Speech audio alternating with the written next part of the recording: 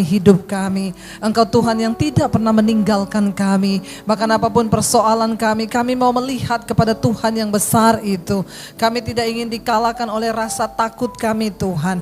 Karena roh Allah yang ada dalam kami lebih besar dari segala roh yang ada dalam dunia ini. Terima kasih Bapa, ini hidup kami. Berbicara lewat firman-Mu hari ini. Di dalam nama Yesus, yang percaya Tuhan di tengah kita memberkati kita. Katakan bersama. Amin, amin. Silakan duduk Bapak Ibu yang terkasih. Shalom. Bagaimana kabarnya? Luar biasa. Tadi pagi saya menyampaikan firman Tuhan tentang bagaimana hari-hari ini orang sedang dilanda oleh ketakutan karena virus corona. Tapi saya cuma mau bilang, kalau sudah waktunya mati, nggak usah tunggu kena virus. Kepleset di kamar mandi juga mati. Ya, bahkan angka kematian karena rokok itu lebih besar daripada corona. Ya, yang saya bingungkan kenapa hari-hari ini orang jadi takut virus lebih daripada takut Tuhan. Tuhan yang pegang kendali atas hidup kita, jadi tidak perlu takut. Katakan amin. Yang sedang beredar hari-hari ini, yang sedang meresahkan orang sebenarnya bukan virus coronanya, tapi roh ketakutan. Roh ketakutan menghinggapi semua orang. Hari ini saya akan berbicara tentang roh ketakutan. Saudara, ketakutan apa yang sedang ada dalam hidupmu hari-hari ini? Coba saudara renungkan, adakah ketakutan di dalam hidupmu? Macam-macam ketakutan, ada yang takut. Nomor satu yang paling ditakuti semua orang di dunia ini takut. Kok sama ya? Semua takut mati. Jadi sebenarnya yang sedang diserang oleh roh ketakutan hari-hari ini bukan corona, tapi semua orang ternyata masih takut mati. Sebenarnya kalau kita sudah siap mati, kita bisa berkata mati adalah keuntungan. Yang kena virus yang mati banyak orang, ribuan orang itu memang sudah waktunya mati, tapi matinya bareng-bareng. Lo bener gak? Ini bukan lelucon, ini kenyataan. Sama kayak yang meninggal di Palu karena gempa. Yang mati 10.000 orang. Memang sudah waktunya, tapi memang bareng-bareng. Jadi bagian kita hari-hari ini adalah bukan bagaimana supaya kita, tapi mempersiapkan diri. Survei membuktikan orang paling banyak mati bukan di rumah sakit, tapi di kamar mandi. Karena kepleset. Makanya berhati-hatilah saat di kamar, karena ada roh maut banyak di kamar mandi. Tapi bukan itu yang terpenting, asalkan kita sudah siap. Ketakutan yang pertama yang merasuki semua orang adalah takut mati. Karena itu saya mau bilang saudara, walaupun Anda takut mati, hari ini kalau memang waktunya sudah tiba, tidak bisa ditawar, tidak bisa mundur. Ya, tadi pagi saya sampaikan suaminya BCL muda, ganteng, kaya raya, olahraga, makan sehat, tidak seperti kita makan gorengan. Bener nggak? Pecel lele itu minyaknya semakin hitam, semakin nikmat rasanya. Ya, bahkan akan dikontrak oleh salah satu produk iklan jantung, meninggalnya karena nggak ada yang tahu kan? Tapi ada bapak-bapak yang bilang sama saya, Bu, tolong doakan istri saya. Kenapa? Suaminya BCL meninggal, dia menangis 1 minggu. Suami orang mati ditangisi sama dia, Bu. Suami sendiri, Bu, masih hidup tidak pernah ditangisi. Saya tanya, Bapak sudah ngomong sama dia? Sudah, Bu. Saya tanya, kenapa kamu menangisi suaminya BCL? Sayang meninggal masih muda, ganteng, kaya raya, baik. Kenapa kamu tidak tangisi aku? Sudah jelek, pelit lagi. Makanya suami-suami jangan pelit kepada istri, amin. Ya. Takut yang kedua yang menyerang manusia itu takut apa selain takut mati? Yang paling dikena banyak orang takut apa? Miskin. Makanya banyak minum obat tolak miskin. Orang semua takut miskin. Dari yang kaya sampai yang pas-pasan takut dengan yang namanya miskin. Padahal kita hidup bukan tergantung dari harta yang kita punya. Walaupun hidup pas-pasan, ketika bersama Tuhan bahagia. Karena orang kaya tidak bisa diukur dari seberapa banyak yang dia miliki, tapi seberapa banyak yang dia syukuri. Amin. Kita punya banyak, kalau nggak bisa bersyukur percuma.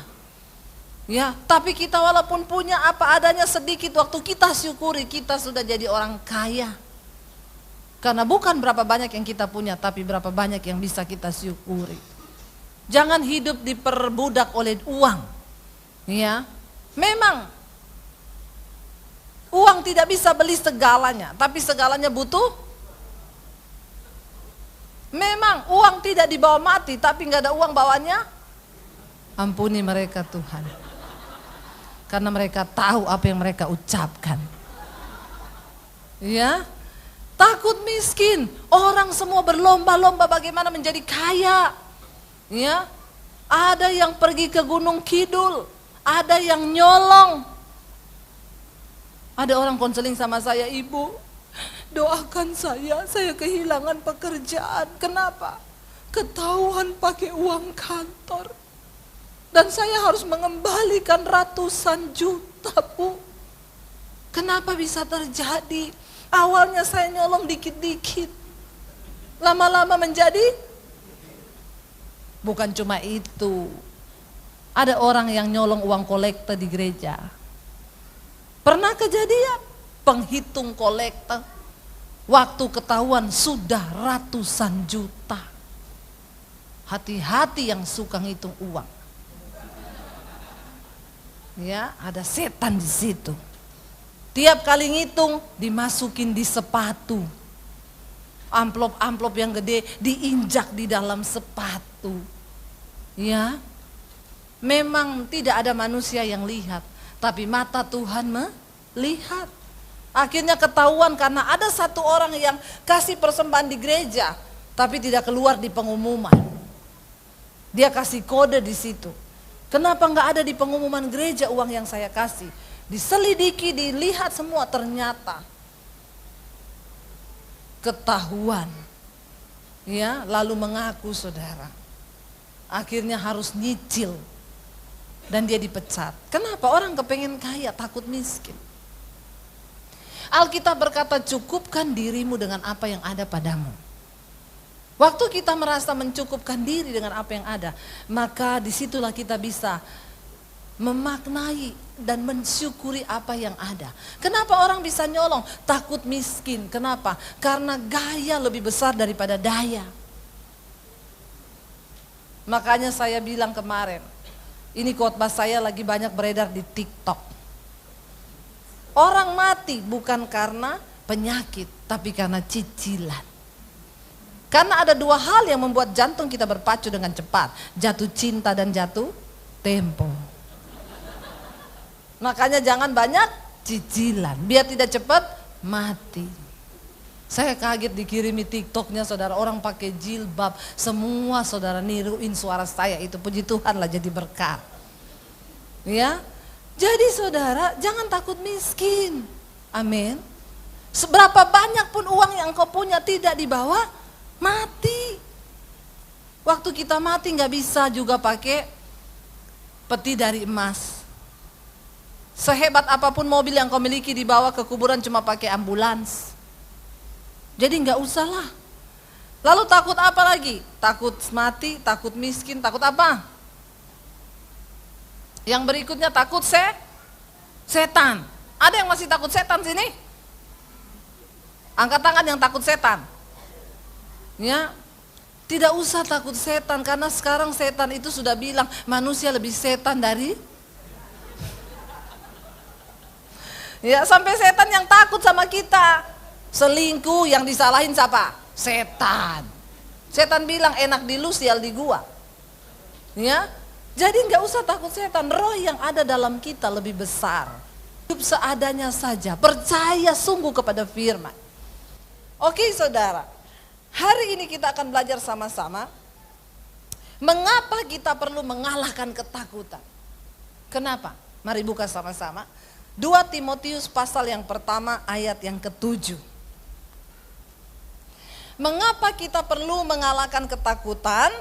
Ini baca sama-sama 1, 2, 3. Sebab Allah memberikan kepada kita bukan roh ketakutan, melainkan roh yang membangkitkan kekuatan, kasih dan ketertiban.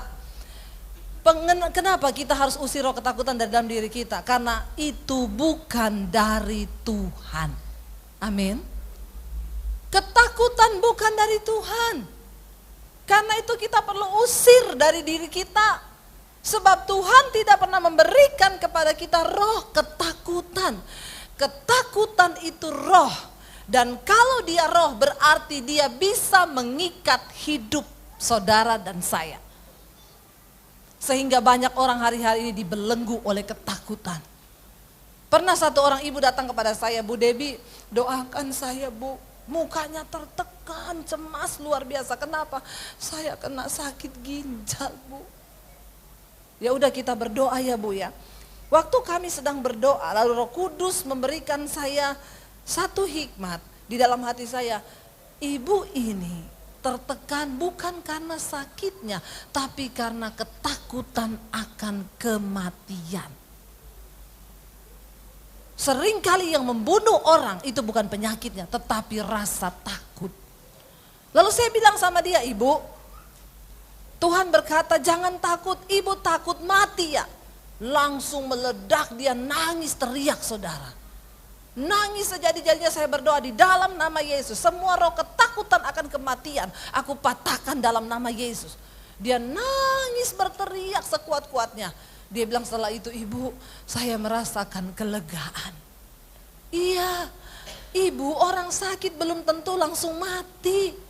Tapi kalau ibu diikat oleh roh ketakutan, ibu bisa langsung mati. Ada orang-orang sakit kepala, aduh tumor ini. Padahal cuma sakit kepala saudara. Langsung iblis panakan ketakutan. Lihat keadaan dunia kayak begini. Aduh bentar lagi terjadi resesi. Aduh bagaimana pekerjaanku, bagaimana bisnisku. Waduh pasti goncang.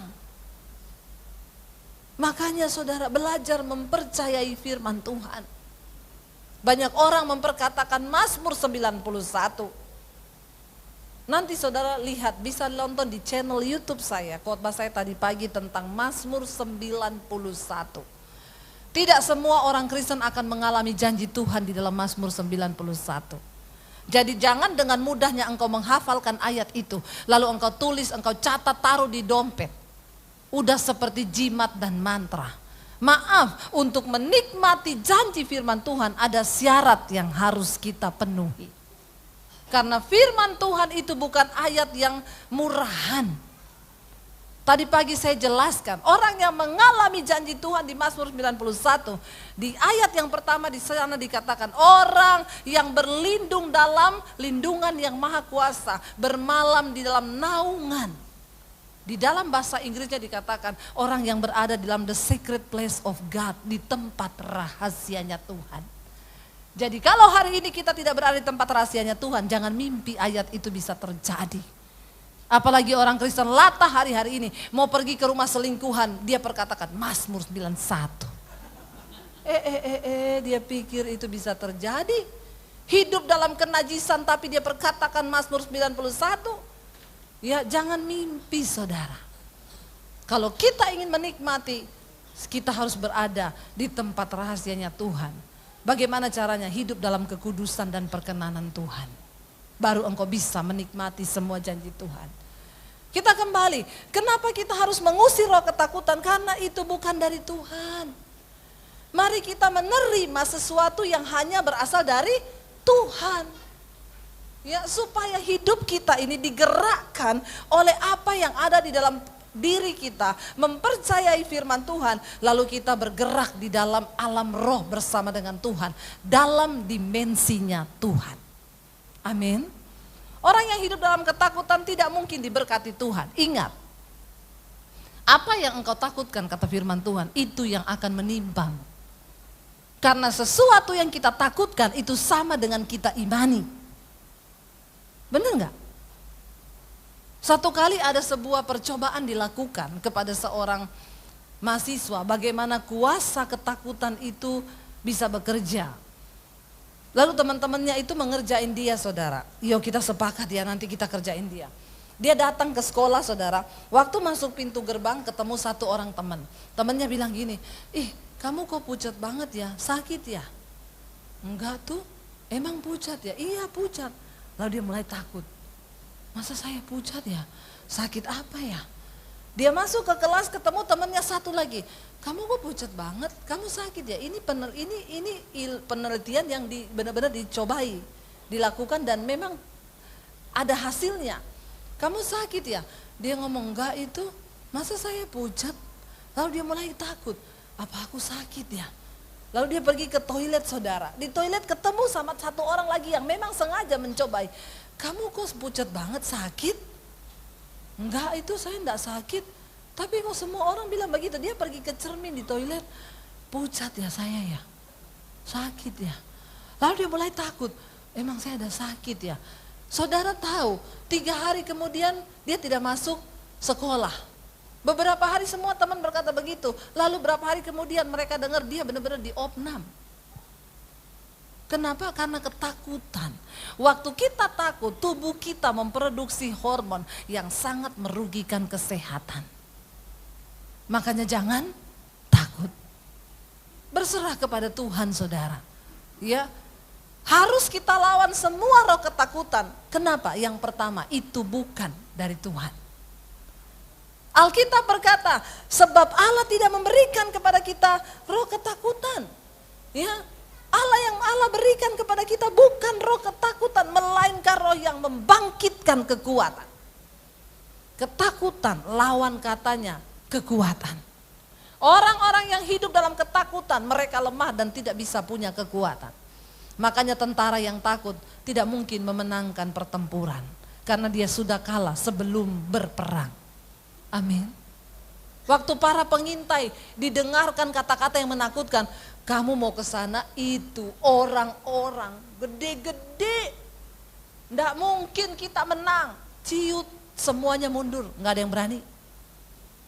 Tetapi Yosua dan Kaleb memberanikan diri dan mempercayai firman Tuhan. Saudara, kita nggak bisa mendengarkan iblis, apa yang iblis taruh dalam hidup kita. Hari ini yang perlu engkau lakukan, membangkitkan dan membangun imanmu. Percaya sungguh kepada Tuhan. Bahwa rancangan Tuhan bagi kita itu yang terbaik. Sambil kita hidup dalam takut akan Tuhan.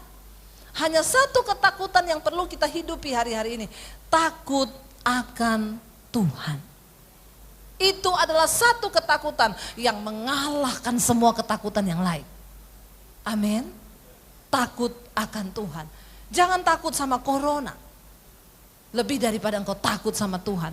Jangan takut pada kemiskinan. Lebih dari rasa takutmu kepada Tuhan. Orang yang hidup dalam ketakutan, dia tidak mempercayai Tuhan. Dan saudara tahu nasibnya orang yang tidak mempercayai Tuhan, dia tidak akan mengalami keadaan yang baik. Hidupnya terkutuk. Tadi Pak Niko berkata, dia makan tidak sampai kenyang, dia minum tidak sampai puas. Dia bekerja dapat penghasilan seperti ditaruh di pundi-pundi yang berlubang, tidak pernah cukup. Kalau engkau lagi menikmati hari-hari itu, semua keadaan itu hari ini, bertobatlah. Buang semua ketakutan. Jangan takut, saudara. Sebab Tuhan tidak memberikan roh ketakutan. Yang kedua, kenapa kita harus membuang roh ketakutan dari dalam diri kita? Karena di dalam dunia ini kan hanya ada 2 oknum yang mencoba menguasai manusia. Yang pertama Tuhan, yang kedua setan, iblis. Kalau ketakutan bukan dari Allah, berarti dari iblis. Kalau kita hidup dalam ketakutan, berarti kita mempercayai iblis. Coba kita baca sama-sama ayatnya. Yohanes pasal yang ke-8 ayat 43 sampai 44. Yohanes 8 ayat 43 sampai 44 ada di sini. Baca sama-sama 1 2 3. Apakah sebabnya kamu tidak mengerti bahasaku, kata Yesus? Sebab kamu tidak dapat menangkap firmanku. Ayat 44. Iblislah yang menjadi bapamu. Dan kamu ingin melakukan keinginan-keinginan bapamu. Ia adalah pembunuh manusia sejak semula dan tidak hidup dalam kebenaran. Sebab di dalam dia tidak ada kebenaran. Apabila ia berkata dusta, ia berkata atas kehendaknya sendiri, sebab ia adalah pendusta dan bapa segala dusta. Kenapa orang hidup dalam ketakutan? Ayat 43 tadi berkata, karena engkau tidak mengerti bahasanya Kristus. Sebab apa? Kamu tidak dapat menangkap firman-Ku. Orang hidup dalam ketakutan karena dia kurang mempercayai dan tidak mengerti kebenaran firman. Kenapa? Karena memang kamu tidak pernah mendengar firman yang benar, dan yang kedua karena engkau tidak pernah membaca firman. Bagaimana mungkin membaca saja aku sulit. Bahkan Rasul Paulus bilang, hari-hari terakhir ini orang bukan hanya tidak percaya firman, mereka membuat kebenaran bagi dirinya sendiri. Tadi pagi saya saksikan, seorang ibu telepon saya, Bu, suami saya selingkuh, Bu, saya tahu. Lalu ibu sudah tanya, sudah, dia mengakui iya. Lalu saya tanya, Bu, sama dia, kamu pilih saya atau perempuan itu? Suami saya jawab, dua-dua. Istrinya bilang, saya tidak mau diduakan, kamu pilih salah satu. Suaminya jawab, kamu pikir gampang semudah itu melupakan dia? Beri aku waktu. Lalu istrinya berkata, sampai kapan kamu butuh waktu untuk melupakan perempuan itu? Suaminya jawab, tunggu waktu Tuhan. Ya, luar biasa ya, untuk melupakan selingkuhan tunggu waktu Tuhan. Leo sudah senyum, kenapa? Itu lagunya Leo. Karena setiap kali saya bertanya kepada dia, Leo kapan nikah? Dia bilang, waktu Tuhan pasti yang terbaik. Kalau Leo yang menjawab begitu memang pantas, karena memang untuk menikah tunggu waktu Tuhan. Tapi orang disuruh lepaskan selingkuhan tunggu waktu Tuhan, kebangetan gak? Ini perlu dibaptis ulang. Direndam agak lama, 15 menit. Biar dia buka mata langsung di rumah Bapa di sorga. Lebih baik tubuhnya binasa tapi jiwanya selamat. Ngeri saudara, orang Kristen sekarang bikin ayat sendiri. Lalu dia juga bilang sama saya, Bu, kita ini anak Tuhan. Tuhan menyuruh kita saling mengasihi. Perempuan itu janda. Kalau saya tinggalkan dia, siapa yang akan memperhatikan hidupnya? Karena mengasihi janda itu berarti saya menuruti hukum Tuhan. Kamu harus saling mengasihi. Kamu itu gak ngerti ya, kamu Kristen, saya Kristen, janda itu juga Kristen, kita sama-sama anak Tuhan. Kalau orang yang tidak tahu kebenaran kayaknya benar loh, benar gak? Saya bilang sama ibu itu, berarti suamimu sering dengerin khotbahnya Roma Irama, bahwa menikahi janda-janda itu ibadah. Tapi ibadah kalau nikahi janda tua. Kalau nikahi janda muda bukan ibadah, nafsu. Coba nikahi janda tua sana, yang sudah ompong peot. Nah itu ibadah itu. Saya angkat jempol. Yang dinikahi janda-janda muda yang seksi. Terus dia bilang, kan saya melakukan hukum Tuhan, Bu. Makanya Yesus bilang, kamu ndak bisa ngerti firman-Ku, malah bikin firman baru.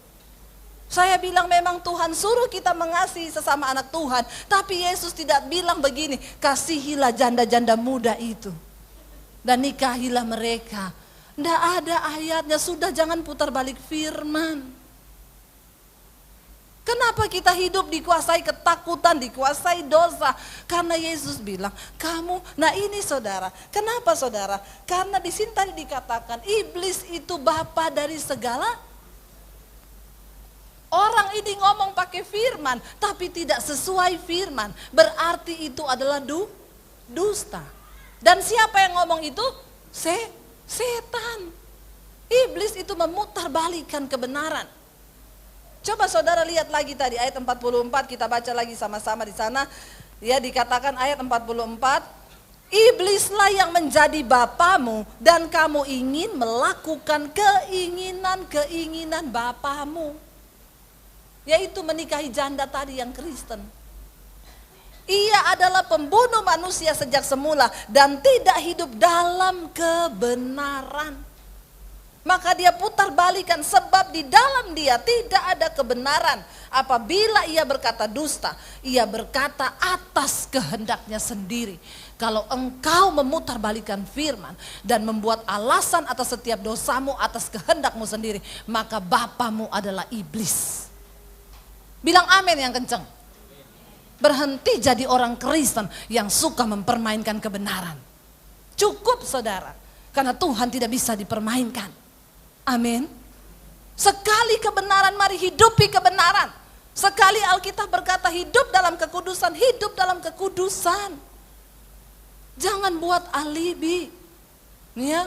Jangan buat sesuatu yang lain, yang bukan dari Tuhan. Ada lagi orang Kristen, ibu, saya sama istri saya punya hubungan yang tidak baik sudah 3 tahun. Saya berdoa terus sama Tuhan, bu, biar Tuhan, engkau mau apakan Tuhan rumah tangga kami. Saya bilang mungkin Bapak ada salah, makanya ibu begitu tidak melayani Bapak. Ya memang dulu saya pernah ada salah sih. Ya sudah, Bapak balut hatinya, Bapak sudah mengecewakan dia, Pak. Saya sudah cukup 3 tahun, bu, tapi dia tetap tidak mau melayani saya. Tapi saya berdoa sama Tuhan, mau dibawa kemana rumah tangga saya. Lalu dia bilang gini, tapi Tuhan itu baik, bu. Oh iya, kenapa Pak? Saya pikir dia bilang Tuhan pulihkan. Tuhan baik, bu. Di dalam pergumulan saya, Tuhan jawab doa saya, dia kirim wanita lain. Ya Allah, subhanallah. Ada Tuhan kirim wanita lain. Saya bilang, Bapak, dalam nama Yesus, bukan Tuhan yang kirim, itu iblis. Enggak, bu, karena kan saya lagi bergumul buat rumah tangga saya. Dan wanita ini satu nasib sama saya, dia dicuekin suaminya. Jadi kami satu hati, satu nasib, satu perasaan. Saya bilang, satu tujuan neraka. Jangan memutarbalikkan firman. Ya. Kalau engkau mengucapkan sesuatu yang bukan dari Tuhan, itu iblis yang ngomong. Jangan perkatakan sesuatu yang tidak berdasar kebenaran firman Tuhan, saudara. Kenapa orang Kristen itu hidup dalam ketakutan dan memutarbalikkan firman? Karena ayat tadi 43, engkau tidak mengerti firman. Saya bersyukur lewat khotbah-khotbah saya di YouTube. Saya banyak dapat WA, ibu, sejak mendengar khotbah-khotbah ibu di YouTube, kami jadi mengerti kebenaran yang benar. Selama ini kami mendengar sesuatu yang kami benar-benar nggak ngerti, tapi saya nyesel kenapa saya baru ketemu channelnya ibu. Loh, tadi ada yang WA saya habis ibadah.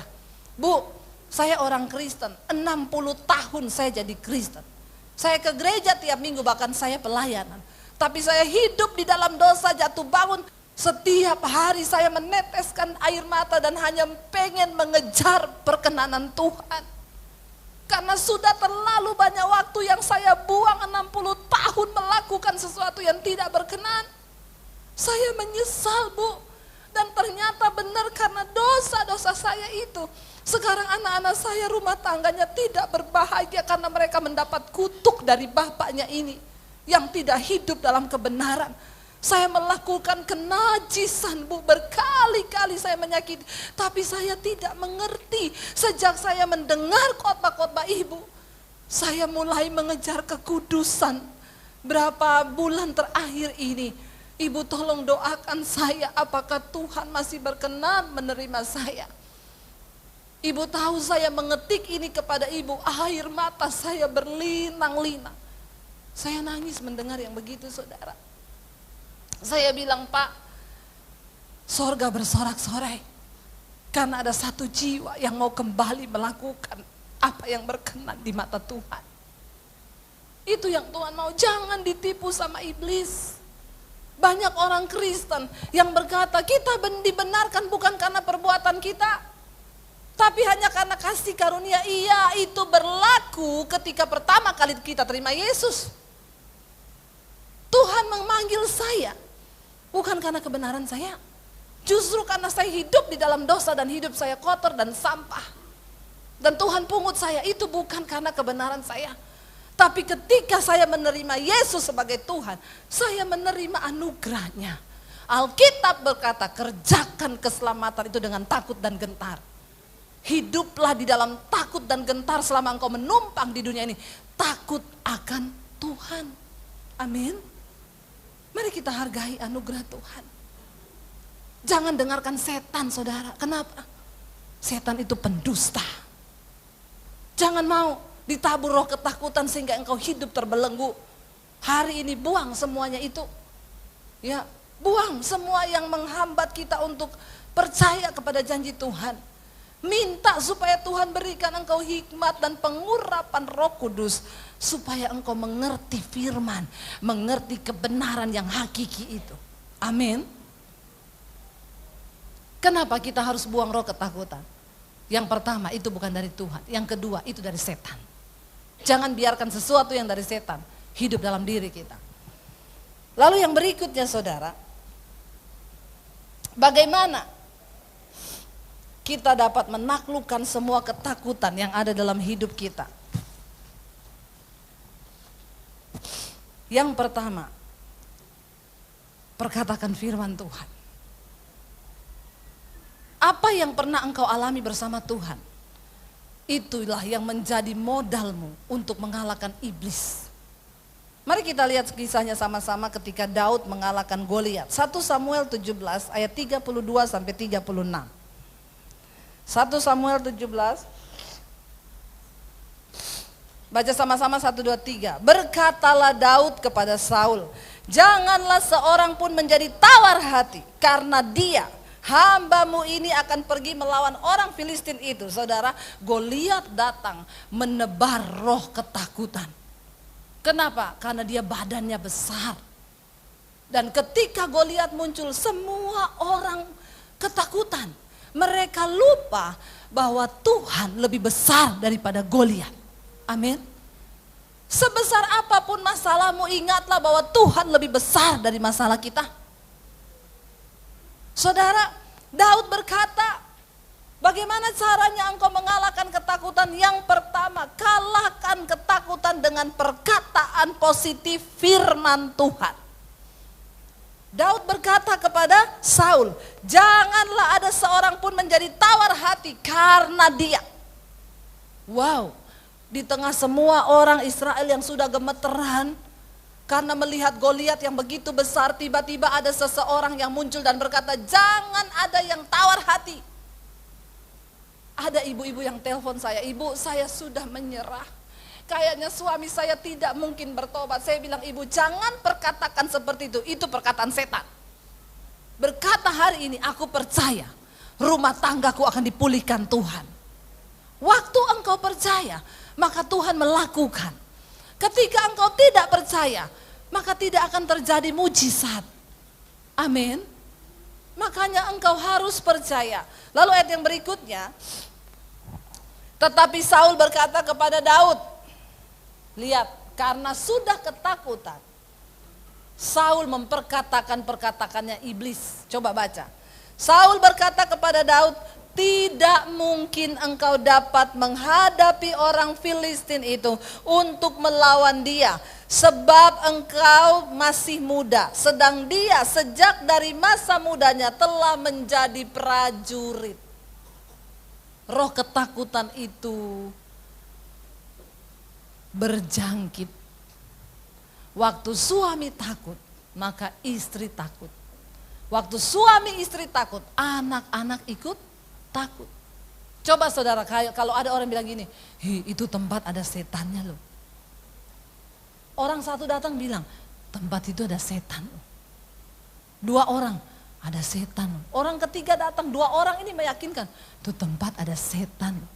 Padahal mereka belum pernah lihat setan di situ.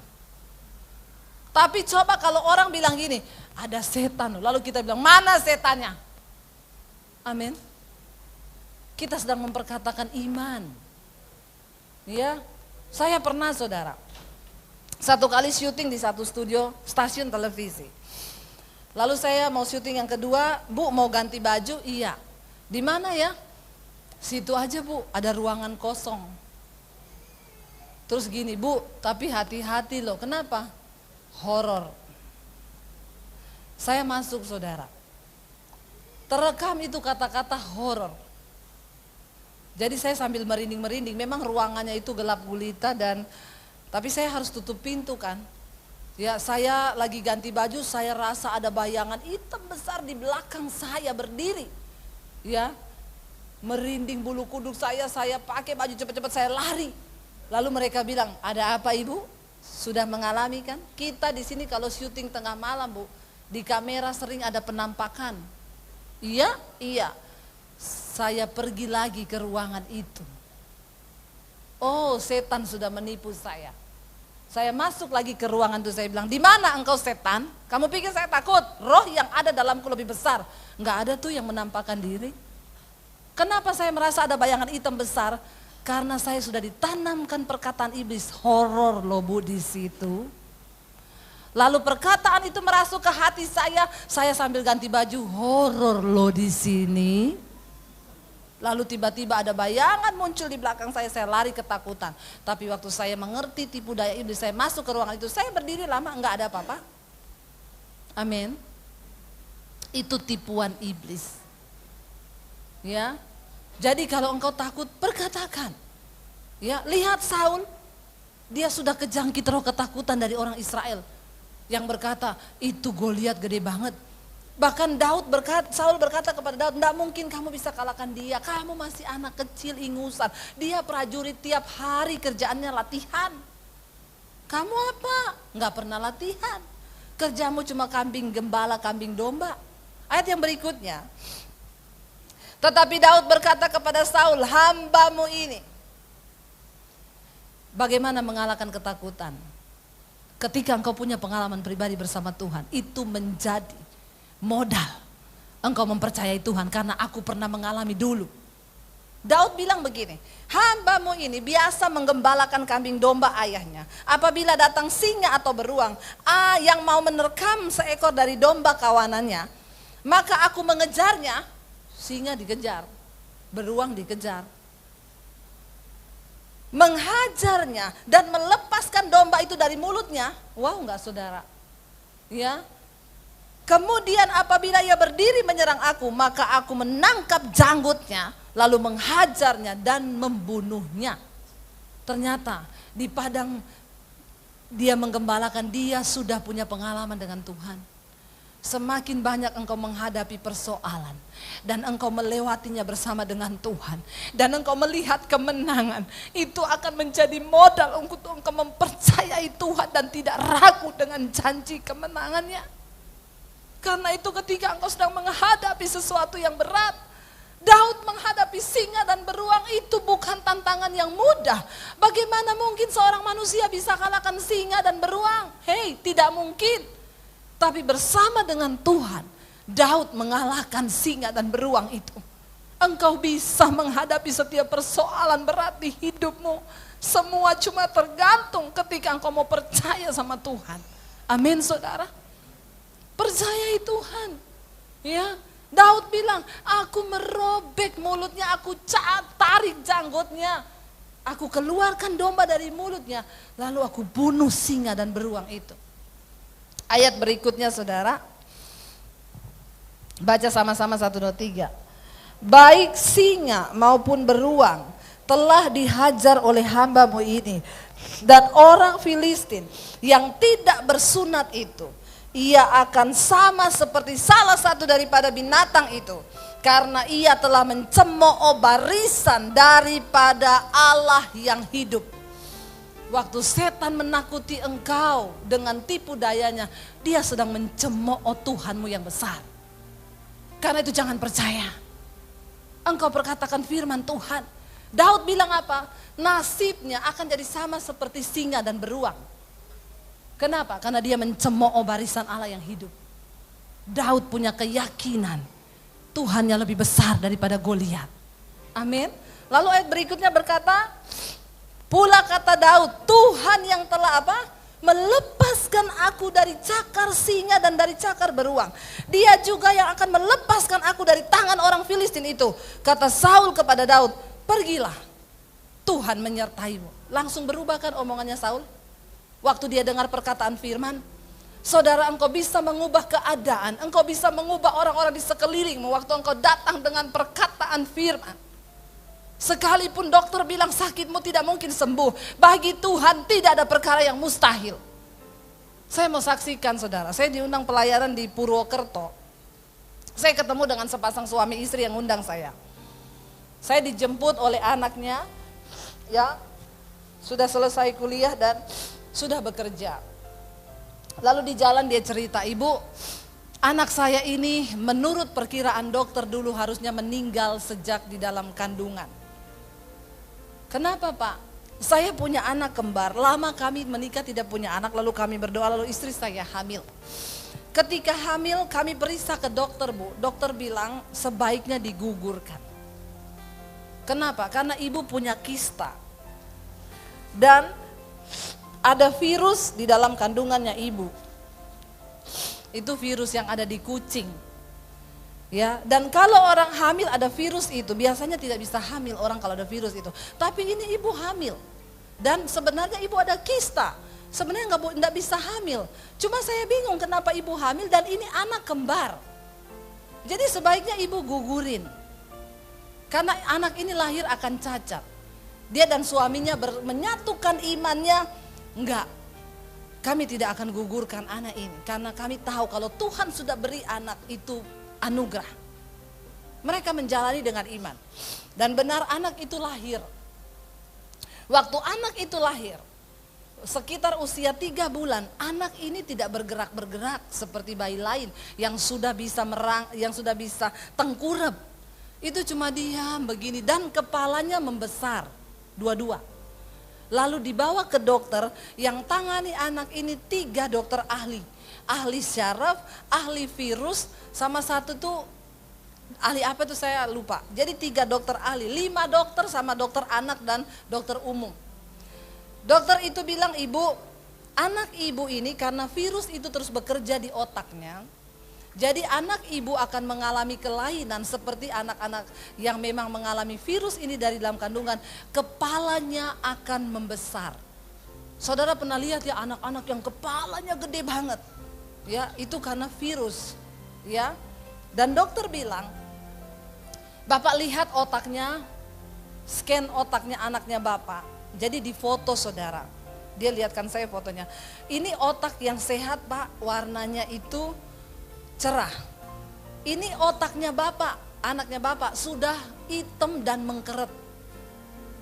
Jadi virus itu menyerang otak dan otaknya ini mengkeret, makanya anaknya Bapak nggak bisa tengkurap dan tidak bisa gerak. Dan nanti makin lama kepalanya akan membesar dan dia cuma bisa tidur terlentang begini dengan kepala yang besar, tidak bisa apa-apa. Kalau anak Bapak sudah menginjak umur 1 tahun, kepalanya terus membesar, nanti kita akan pasang selang untuk mengeluarkan cairan dari otaknya, dari kepalanya, itu akan dibuang. Dan selang itu akan diganti setiap tahun. Dan selang itu belum ada dijual di Indonesia, itu pesan dari luar. Stres nggak saudara? Stres. Ibu itu bilang, "Saya terpukul Bu Debbie luar biasa." Kenapa? Karena saya punya teman anaknya begitu Bu, memang gak bisa apa-apa, kepalanya gede di tempat tidur. Lalu dari dokter ahli virus, ahli ini kasih obat antibiotik. Obat segini setiap hari anak ini saudara dari bayi harus diminumin obat-obat ini. Ya, dia bilang bayangkan ibu, dan saya tanya dokter, "Dok, obat ini menyembuhkan?" Tidak. Hanya untuk menahan saja, tapi nggak bisa sembuh. Lalu suami istri ini diproses Tuhan. Saudara tahu mereka ini, papa mamanya, dulu bapak itu, suaminya itu, orang tuanya itu mantri. Ya, dulu kan mantri ya. Istrinya itu bidan, jadi mamanya bidan, bapaknya mantri. Jadi bapaknya itu mantri, punya buku obat di rumah. Buku obat setebal ini. Bapak itu ngomong, "Bu, semua tetangga saya kalau sakit itu datangnya ke saya Bu. Saya yang kasih tahu obatnya apa, karena saya punya buku. Saya sakit apa tinggal saya cari di buku itu. Oh obatnya ini. Oh ini obatnya." Tapi waktu anak saya kena sakit itu, dia diminumin obat dan dokter bilang itu obat tidak menyembuhkan, hanya untuk menahan. Mereka berdua syok dan benar-benar tertekan. Ya. Tiap hari memikirkan bagaimana anak itu kepalanya jadi besar. Istrinya bilang, "Ibu, saya menangis memikirkan anak saya yang kembar nasibnya kayak anak teman saya." Dan memang kepalanya makin besar. Sampai satu kali istrinya membaca firman Tuhan dan dia mengimani firman itu. Bahwa Tuhan itu penyembuh dan manusia hidup itu oleh karena iman. Suaminya cerita sama saya, ibu tahu satu kali istri saya bu sore-sore tiba-tiba berdiri dari tempat duduk. Dia teriak, dia datangi saya, pegang bungkusan obat yang banyak itu, dia bilang gini, Mas. Suaminya kaget, kenapa? Manusia hidup itu bukan karena obat tapi karena Tuhan. Anakku hidup bukan karena obat tapi karena iman. Dia pergi keluar rumah, di belakang ada halaman kosong. Dia lempar itu obat ke halaman kosong. Dalam nama Yesus, anakku hidup karena Tuhan. Suaminya syok. Nanti malam anakku minum obat apa? Kenapa dibuang? Suaminya bilang, Bu, malam itu saya sempat takut nanti anak saya minum apa. Mereka berdua akhirnya mulai mempercayai Tuhan, anaknya gak minum obat. Saudara, waktu saya ketemu itu anak dua sudah kerja di bank. Mereka lulus cum laude. Kok gak wow? Wow. Iya, waktu kita mempercayai Tuhan. Sebenarnya memang Tuhan bisa gak bikin mujizat? Bisa. Tapi sering kali yang menghalangi itu karena ketidakpercayaan. Lalu dia mengimaninya saudara. Dan dia melihat. Lalu bapak itu bilang, Ibu, gak lama setelah itu saya kena sakit.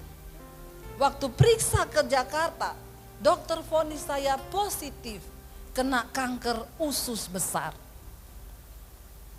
Maaf Bu, sampai pada tingkat keadaan saya sudah tidak bisa makan, saya sudah tidak bisa buang air besar.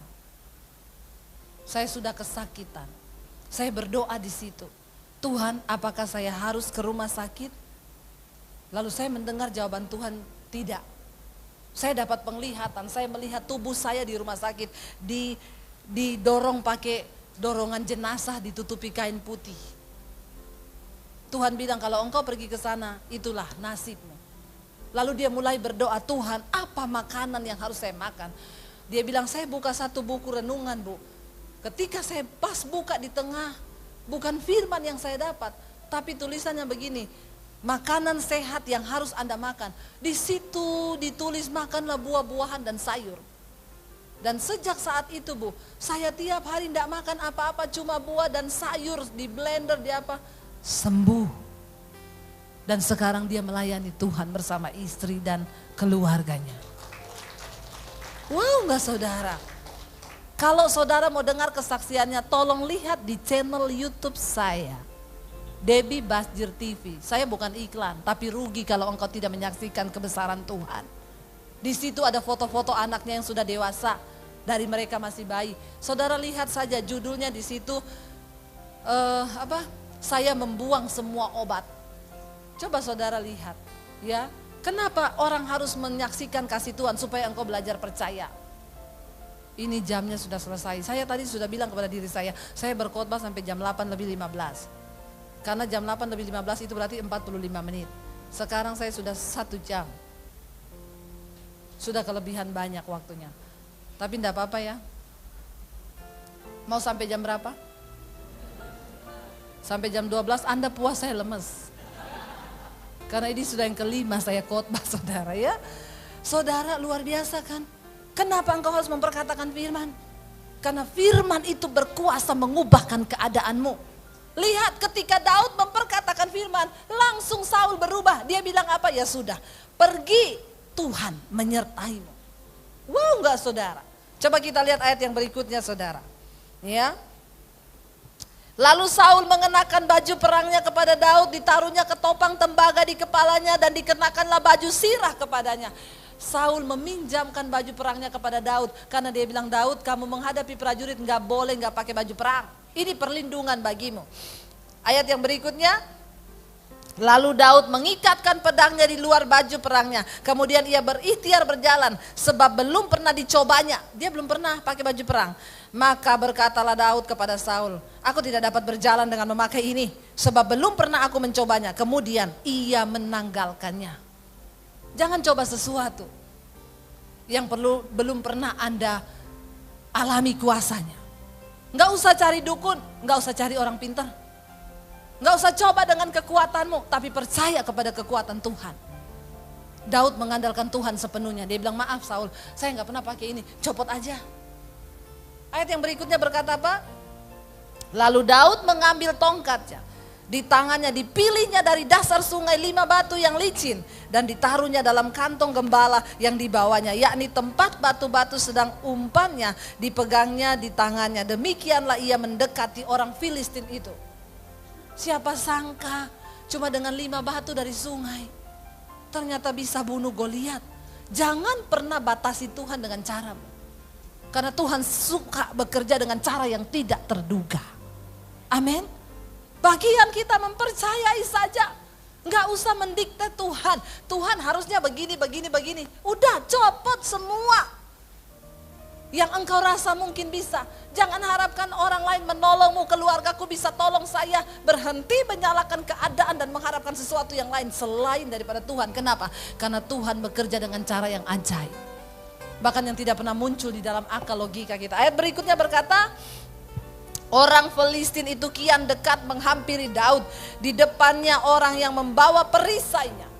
Bayangkan perisainya aja dibawain saudara. Saking gedenya. Lalu ayat berikutnya berkata, ketika orang Filistin itu menunjukkan pandangannya ke arah Daud serta melihat dia, dihinanya Daud karena ia masih muda, kemerah-merahan dan elok parasnya. Dia bilang, anak kecil. Tuhan bisa memakai siapa saja. Bukan cuma hamba Tuhan, Anda pun bisa dipakai Tuhan dengan luar biasa. Waktu engkau percaya sungguh kepada Tuhan. Berikutnya kita baca, orang Filistin itu berkata kepada Daud, anjingkah aku, maka engkau mendatangi aku dengan tongkat. Lalu demi para allahnya orang Filistin itu mengutuki Daud. Dia mengejek Daud, kamu pikir saya anjing? Datangi pakai tongkat, aku nih bawa lembing. Pakai baju prajurit, pakai baju perang. Lu itu pikir aku anjing yang gampang dikalahkan dengan tongkat? Lalu ayat berikutnya berkata, pula orang Filistin itu berkata kepada Daud, hadapilah aku, maka aku akan memberikan dagingmu kepada burung-burung di udara dan kepada binatang-binatang di padang. Jangan dengarkan iblis. Ini perkataan setan yang coba melemahkan imannya Daud. Tapi Daud menentangnya dengan apa? Ayat 45. Tetapi Daud berkata kepada orang Filistin itu. Baca sama-sama, 1, 2, 3. Engkau mendatangi aku dengan pedang dan tombak dan lembing. Tetapi aku mendatangi engkau dengan nama Tuhan semesta alam, Allah segala barisan Israel yang kau tantang itu. Wow, enggak? Bagaimana cara kita mengalahkan ketakutan? Percaya dalam nama Tuhan. Datangi masalahmu dengan nama Tuhan. Dan hidup di dalam perkenanan Tuhan. Itu yang paling penting. Karena Tuhan menolong orang yang berkenan di hatinya. Amin. Ayat berikutnya berkata, hari ini juga, baca sama-sama, Tuhan akan menyerahkan engkau ke dalam tanganku. Dan aku akan mengalahkan engkau dan memenggal kepalamu dari tubuhmu. Hari ini juga aku akan memberikan mayatmu dan mayat tentara orang Filistin kepada burung-burung di udara. Dan kepada binatang-binatang liar. Supaya seluruh bumi tahu bahwa Israel mempunyai Allah. Wow gak? Kenapa Tuhan izinkan persoalan terjadi dalam hidupmu? Supaya waktu engkau ditolong Tuhan, orang lain melihat bahwa Tuhanmu hebat. Amin. Keluargamu melihat bahwa Tuhanmu hebat. Saya menjalani semua proses yang Tuhan izinkan terjadi dalam hidup saya. Papi saya waktu suruh pergi saya dari rumah, kamu pergi jangan bawa ijazah. Saya melihat Yesus kasih makan kamu pakai apa. Saya cuma berlutut di kaki Tuhan. Dan saya cuma bilang, Tuhan, satu saat aku akan membuktikan Tuhan bukan cuma kasih makan aku. Tapi Tuhan berikan lebih daripada sekedar makanan. Dan saudara tahu, hari-hari ini saya bahkan memberkati keluarga saya yang dulu pernah menghujat nama Tuhan. Cuma satu kerinduan saya supaya apa? Supaya orang tahu bahwa aku punya Tuhan yang besar. Amin. Bahwa Allah kita lebih besar daripada Allah mereka. Bahwa Tuhan kita adalah Tuhan yang hidup, yang sanggup mengubahkan hidup kita, saudara. Jangan pernah menyerah apapun keadaanmu hari ini. Tetap percaya kepada Tuhan. Tetap berharap supaya apa? Lewat semua masalah di hidup kita, orang bisa melihat bahwa Tuhan kita Tuhan yang besar. Ya, Daud berkata, supaya orang-orang melihat bahwa di Israel memiliki Allah yang luar biasa. Waktu motivasi hidupmu untuk memuliakan nama Tuhan, maka Dia Tuhan yang turut bekerja untuk mendatangkan kebaikan. Cuma satu, supaya namanya dimuliakan lewat hidup kita. Karena itu bertobatlah dan hiduplah di dalam perkenanan-Nya. Mari kita bangkit berdiri. Kami bersyukur Tuhan. Kami tidak mau hidup dikuasai oleh roh ketakutan. Karena kami percaya Tuhan sanggup. Kami tahu Engkau tidak pernah membiarkan kami seorang diri. Pertolongan-Mu itu selalu tepat pada waktunya. Bagian kami adalah mempercayai Tuhan. Bagian kami adalah mempercayai dan memperkatakan firman-Mu. Ampuni Bapa, kalau selama ini kami hidup di dalam ketakutan, kami membiarkan itu menguasai hidup kami. Tapi hari ini kami mau berkata, Engkaulah sumber pertolongan kami Bapa. Mari angkat tanganmu saudara. Tuhan selalu menolongku. Amin Yesus. Selalu menjagaku. Selai rambutku tak akan terjatuh tanpa seizinmu.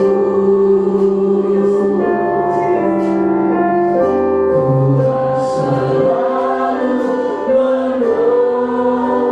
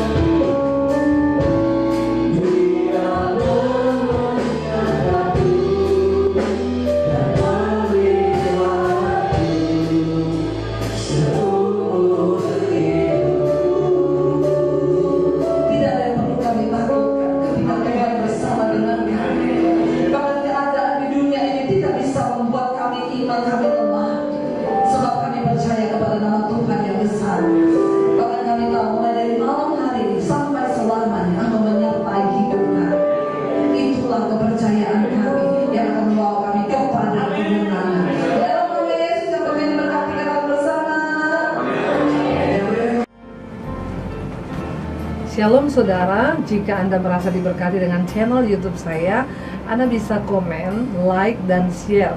Dan jangan lupa tekan tombol subscribe dan juga tombol lonceng agar Anda mendapat pemberitahuan setiap kali saya mengupload video-video yang baru. Ini sangat penting buat channel ini saudara, supaya banyak orang juga diberkati dan channel ini boleh juga terus berkembang dan menjadi berkat buat banyak orang. Terima kasih, Tuhan memberkati. Selalu menopangku di saat jalan terasa buntu. Cahayamu Tuhan selalu terangiku. Mujizatmu masih terjadi tiap hari, selalu terjadi. Mujizat